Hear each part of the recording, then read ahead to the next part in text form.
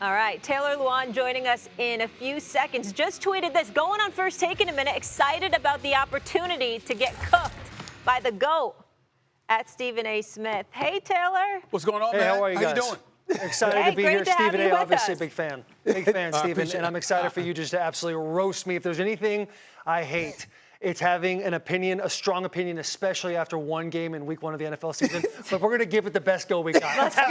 Let's go. Let's have a time. We can do that. We can do that. We can do that. I just feel the need. I feel compelled to say this to you on national television. First of all, welcome to the show. And I loved being on your podcast as well. Thank you for having me a few months ago during Super Bowl. Crushing it with the podcast. But when did you and Joe Fortenbaugh hook up? I mean, clearly the mustache that he rocks, he got it from you. Or was it vice versa?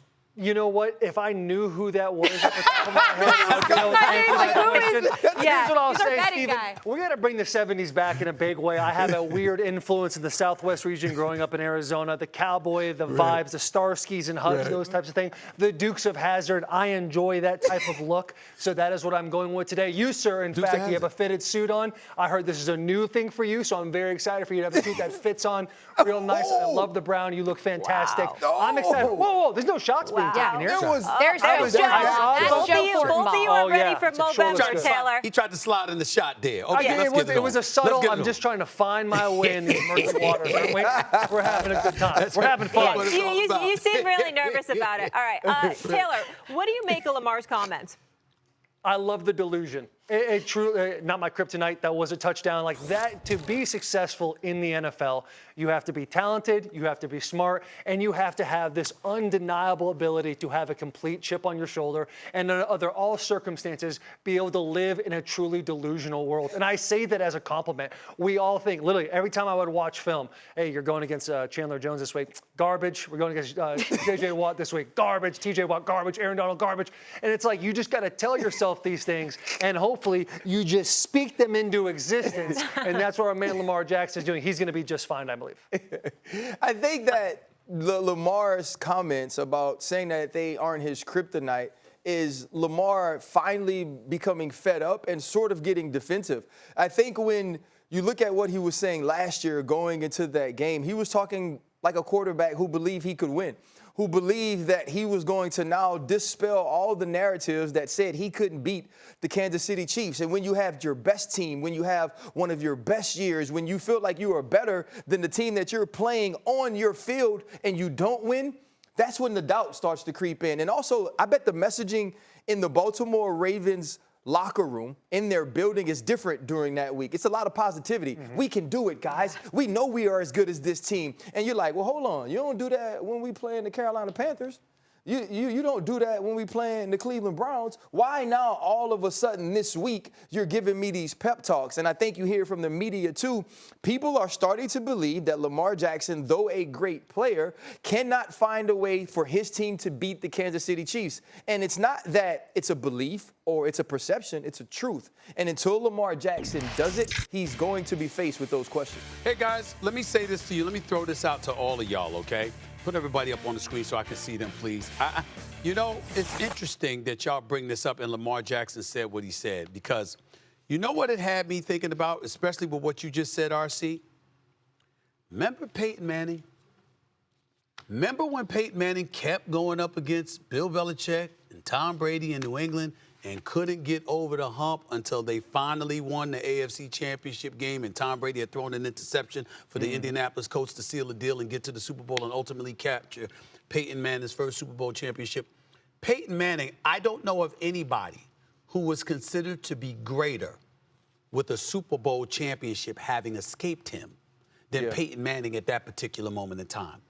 That is where Lamar Jackson is. He's a two-time league MVP. Okay, he's a two-time league MVP. We know he's an absolute stud. We've never seen anybody at the quarterback position being able to run the football and create opportunities and extend plays for themselves the way that he can. And here you are. It would be bad. It would be really, really bad, and it would be something he could overcome if we were just talking about him not winning playoff games. Like when he had his first playoff game against the Chargers, and he snuck up the joint, and then he had to finally get over the hump, and he was going up against Tennessee, if I remember correctly, right? But in this instance, now I think it's worse, and you can speak to that better than me.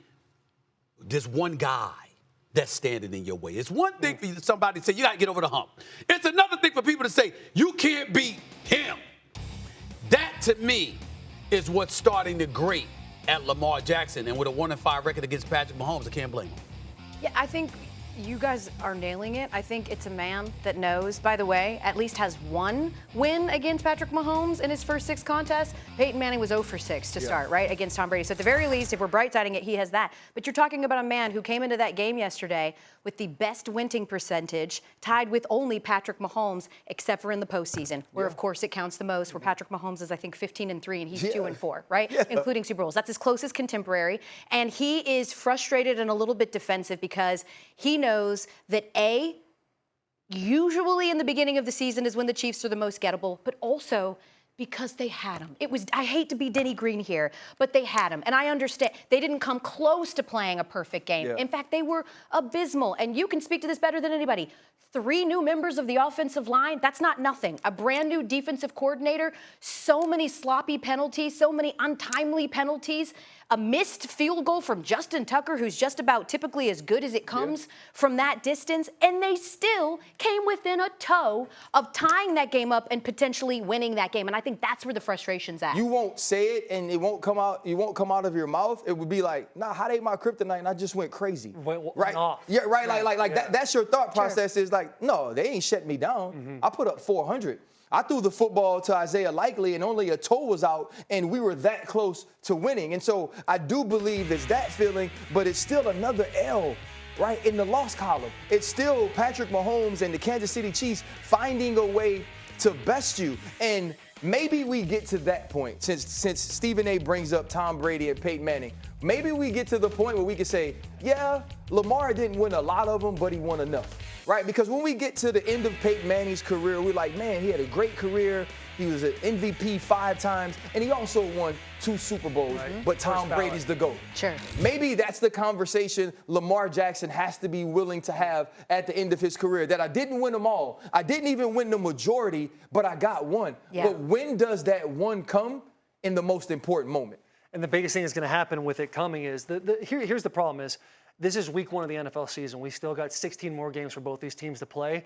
The issue is these teams know they're going to see each other again. And the Ravens know that they're going to have to go to Kansas City again, in one of the hardest places in the NFL to play with that crowd noise. You saw it affecting the Ravens all day yesterday. Now, will Lamar be able to get over that hump then? I think that really depends if John Harbaugh and that coaching staff can figure out what to do with Derrick Henry. What kind of offense are we going to see? Because they were caught so many times yesterday, and being under center, giving Derrick Henry what Derrick Henry did with the Tennessee Titans for so long, and then offset gun. And so there's going to be a lot of different situations that they're dealing with an identity crisis on offense that they need to figure out before they get to this inevitable game again in January.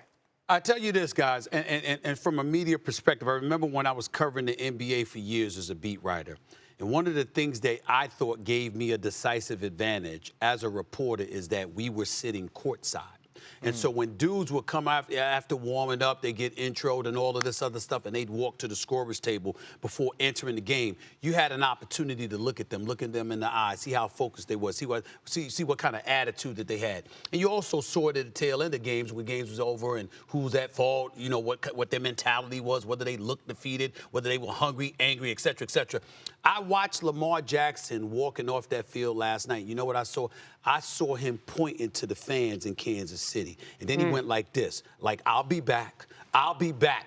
And that was the best thing that I saw from Lamar Jackson all night long, despite the 122 yards of rushing, despite the near 400 yards accumulated. I looked at that and I said, yo, okay, I see you. This is what he's talking about. I'll be back to get y'all. He believes he can take them. We gonna find out. We gonna find out. Yeah, I think that, but Stephen A., you talking about basketball, what we saw from Lamar last night was the other 4 dudes on the court didn't play great. I went for 50. I took the last shot and it rimmed out. Russell Westbrook. So I'll see you again. Everyone's talking about that one shot. Yeah, like that. That's what he said to himself. See, the next time I get that shot, I'm going to hit it. My analogy, Ryan, to use the basketball analogy you just brought up, it's the difference between missing the last shot and going to the free throw line and missing the free throw. He missed the free throw, to use the basketball parlance, because Zay Flowers was wide open. That was a gimme right there, and he missed it. I don't even think it was see a it. free throw. I think it was a layup. I think it was a bunny. Okay.